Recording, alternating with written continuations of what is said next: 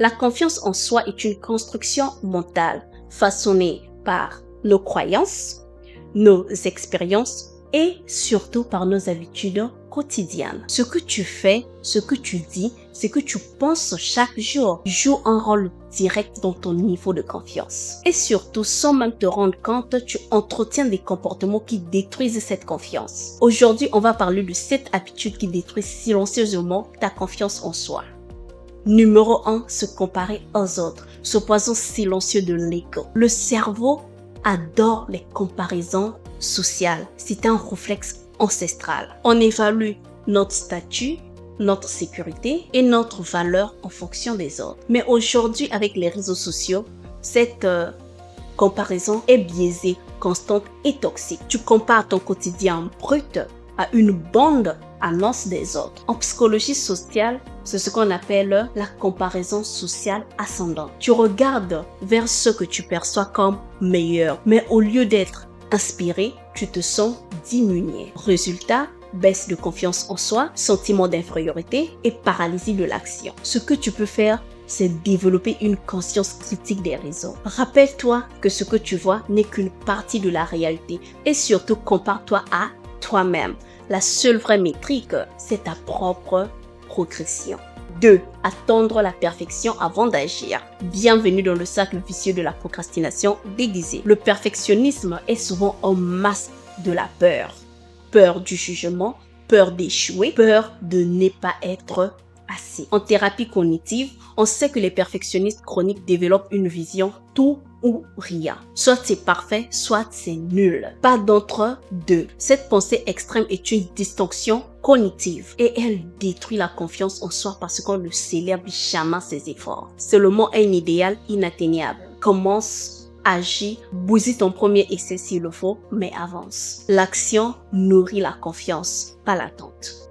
3. S'excuser d'exister. Le syndrome du caméléon. Quand tu commences chaque phrase par désolé ou t'excuser même quand tu n'as rien fait de mal, tu programmes ton cerveau à croire que tu es un fardeau. C'est ce qu'on appelle une posture d'infériorité. Les recherches en psychologie montrent que ce type de comportement est souvent lié à un besoin excessif d'approbation. Le cerveau conditionné à éviter le rejet social développe une stratégie d'apaisement permanent au détriment de la dignité personnelle. Ce que tu peux faire, c'est remplacer tes excuses par des remerciements. Dire plutôt merci pour ta patience au lieu de dire désolé pour le retard. Parle avec clarté, pas avec rétractation. Tu ne voles pas d'oxygène en t'exprimant.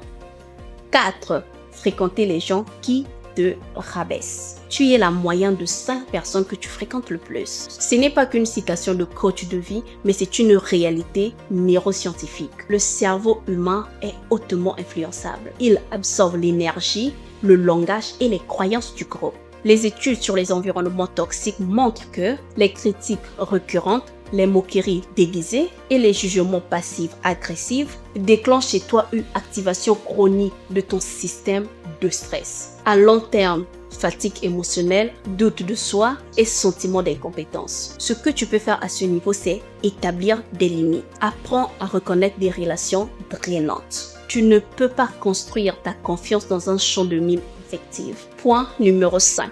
Refuser les compliments. Un refus de reconnaissance. Tu dis, oh mais non, c'est rien quand quelqu'un te complimente. Tu viens littéralement de nier une preuve sociale de ta valeur. Ton cerveau, lui, enregistre cette invalidation. Il apprend que tu ne mérites pas d'être reconnu et donc il baisse ton estime interne. En psychologie comportementale, ce rejet du compliment est lié à une dissonance cognitive. Ta perception de toi-même est tellement basse que l'éloge te semble incompatible avec ton identité. Résultat, tu le rejettes et restes coincé dans le même schéma. Ce que tu peux faire, c'est apprendre à dire merci sans justification. Accepte, absorbe, intègre, même si cela te gêne. Allons-y au point numéro 6. Ressasser ses erreurs. La rumination destructrice. Tu repenses en boucle à ce que tu aurais dû dire, à cette décision que tu aurais dû prendre. Bienvenue dans la rumination mentale. C'est comme regarder un film d'horreur en boucle. Sauf qu'ici, le monstre, c'est toi. Les chercheurs appellent cela la rumination dépressive. Ce mécanisme entretient une boucle émotionnelle négative. Plus tu y penses, plus tu te sens mal. Et plus tu renforces l'idée que tu es incompétent ou inadéquat. Pour cela, pratique la reconstruction de tes contextes. Remplace « j'ai échoué » par « j'ai appris ». Note tes erreurs, puis ce qu'elles t'ont enseigné. Ensuite, on tourne la page, littéralement si besoin. Maintenant, achevons avec le point numéro 7. Dire oui à tout. La disparition progressive du moi. Si vous n'avez pas encore regardé cette vidéo, c'est une vidéo que j'avais faite à requis d'être disponible. C'est une vidéo qui parle de comment être disponible peut détruire votre valeur ainsi que comment cela peut vous aider dans votre vie quotidienne. Revenons maintenant au point numéro 7. Tu dis oui à tout, même quand tu veux dire non. Tu t'effaces, tu te plais, même quand tu étais censé dire non. Tu consens pour éviter le conflit. C'est une auto-trahison quotidienne. Et ton cerveau, toujours fidèle, enregistre « mes besoins ne comptent pas ». En psychologie assertive, cela s'appelle un déficit d'affirmation de soi. Et à long terme, cela détruit non seulement la confiance, mais aussi l'image de soi. Alors, on devient l'ombre de ce qu'on aurait pu être, juste pour rester aimé. Ce que tu peux faire à ce niveau, commence petit. Dire non à des choses saines que tu ne veux pas faire. Apprends à déplaire. C'est douloureux, mais profondément libérateur.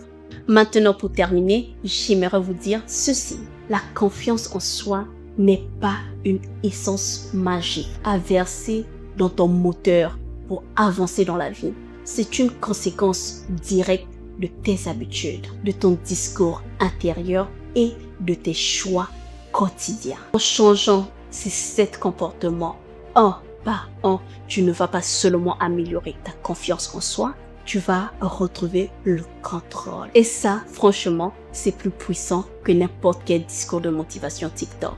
C'était tout pour aujourd'hui. Merci de m'avoir regardé. Si vous n'êtes pas encore abonné à la chaîne, pensez à vous abonner et à activer la cloche de notification pour ne rien manquer de mes prochaines vidéos.